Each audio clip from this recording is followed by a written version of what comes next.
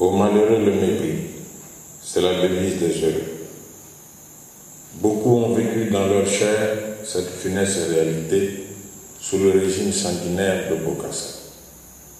Dans cette sinistre prison de Ngaraba, où l'homme, même légalement condamné, perdait le moins de droits restant encore aux prisonniers.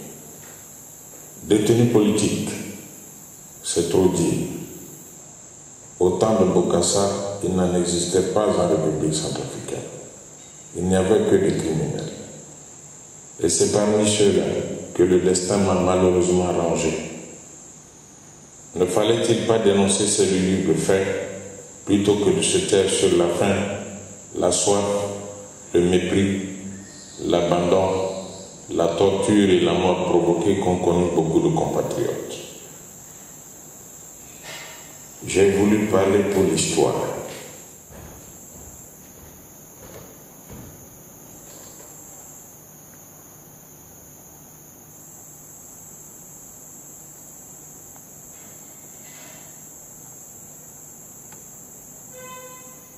Au milieu des gémissements que les sévices du régime de Bokassa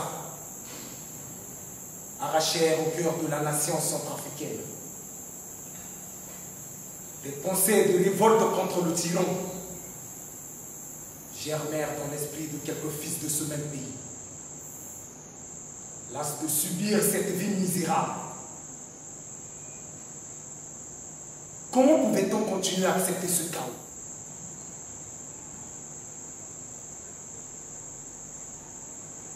Comment en est-on arrivé là? Nos écoles sont surchargées, nos hôpitaux de vrais cimetières. Les fonctionnaires ne touchent même plus leur salaire. Et moi, officier au groupe, en charge de l'armée de l'air centrafricaine, j'entre en personne du génie du mal, du maître sanguinaire. Qu'ai-je fait pour éviter ça? Ce matin, 3 février 1976, entre 9h et 10h du matin, 2 militaires lancent des grenades en direction de Bokassa qui vient d'arriver à l'aéroport. Mais que se passe-t-il? Les grenades tombent à terre, rebondissent au pied de son illustrissime, semblent hésiter à atteindre leur but. Elles tournoient, grésillent, elles vont encore rebondir à nouveau. Bokassa recule. Un militaire de sa garde rapprochée sont saisis. Il court, il court, il court. Il vient de comprendre. Il tourne avec sa patate chaude entre les mains.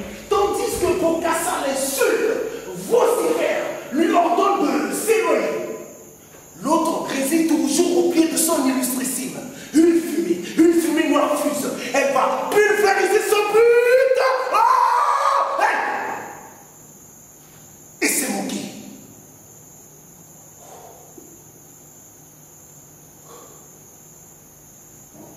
Les regards se tournent maintenant vers des militaires qui, appelés d'état comme des lapins, Zoukong tente de se défendre comme il peut, se réfugie dans l'entrepôt encerclé de l'Afrique et à bout de force se donne la mort à 13h pour ne pas se faire prisonnier. De son côté, le lieutenant Grassadieu se faufile dans la foule venue accueillir Bokassa, saute dans une voiture, direction PK12. Mais arrivé à la barrière, il veut se frayer un passage et affolé, lance une grenade trop précipitamment qui finalement le déchiquette, lui et sa voiture. File à l'anglaise par les airs. Mais cela l'a amené du coup. 4 jours après.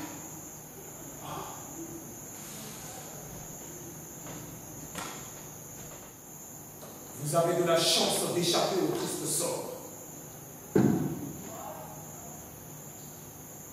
Vous voulez me tuer?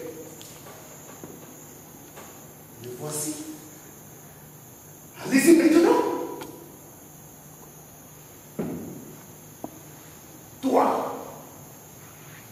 as quitté ton pays, loin là-bas, pour venir me chercher des histoires. Oh, le pauvre. Tu vas payer, vieux sorcier. Et toi, au bout, tu as épousé ma fille. J'ai dépensé mon argent pour toi.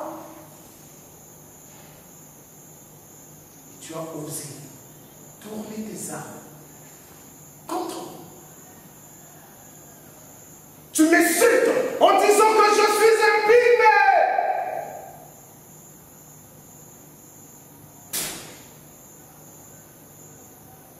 Ta gueule. Il n'y a plus de papa maintenant.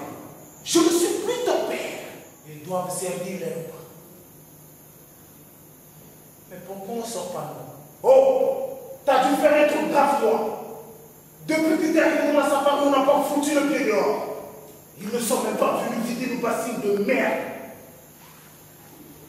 Ça devient irrespirable. On va pleurer si ça continue. Attends. Il y en a un qui s'approche. Il n'a rien dans les mains. Ça, c'est clair. C'est pour nous. Le groupe se dirige vers le quartier d'internement. Ça y est, ils regagnent tous leurs cellules respectives.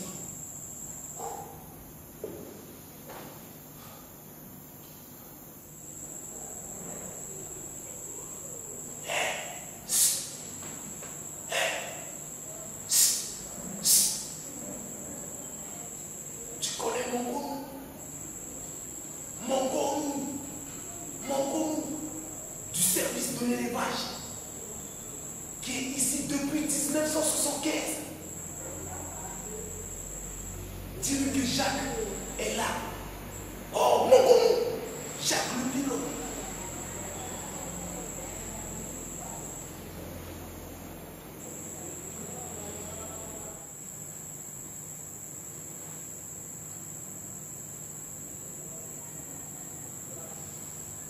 Moi,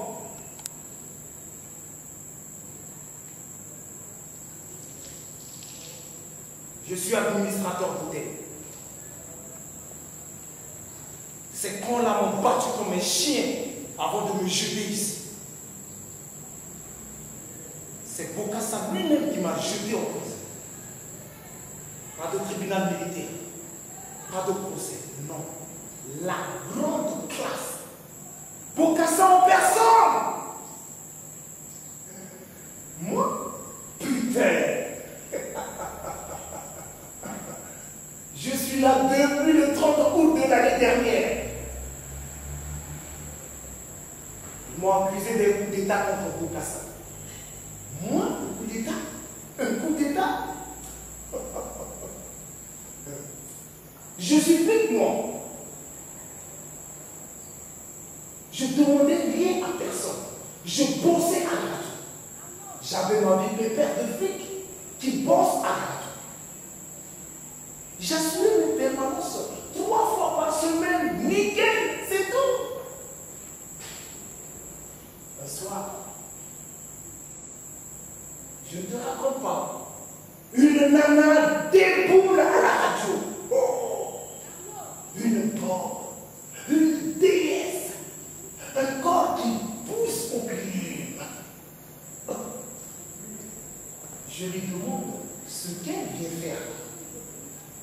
Elle me dit, je suis venue remplacer la vieille qui s'occupe de l'accueil à la radio.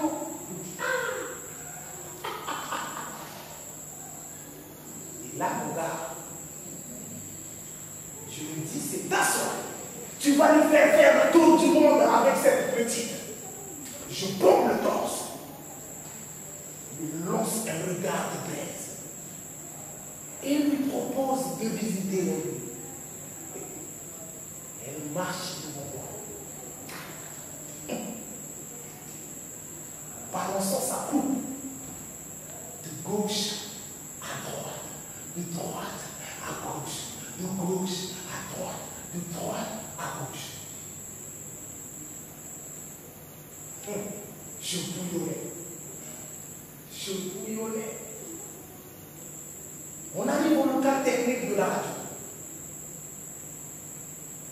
Tu aurais dû voir ça. Un cul, mais un cul avec gros cul. Elle s'assit sur le rebord de la console. Le jeton me regarde dans les yeux, me dit de la nature. J'étais comme un dingue, surexcité. Tac, elle écarte ses jambes. Wow. Elle me dit de la rejoindre. J'essaie de déboutonner ma chemise. Mon pantalon. Sur elle, comme un tigre. Oh!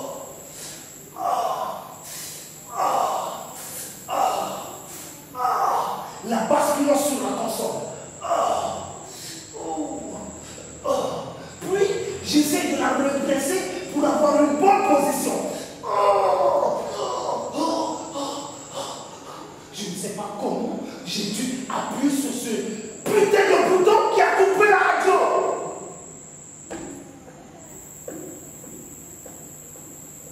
Une demi-heure après, ils ont débarqué à peine sec.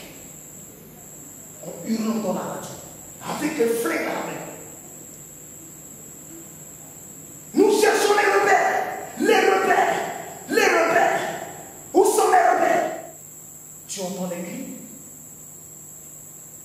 Il s'essuie le sang qui jaillit. Il les font se déshabiller, les allonge nus au sol, face au soleil.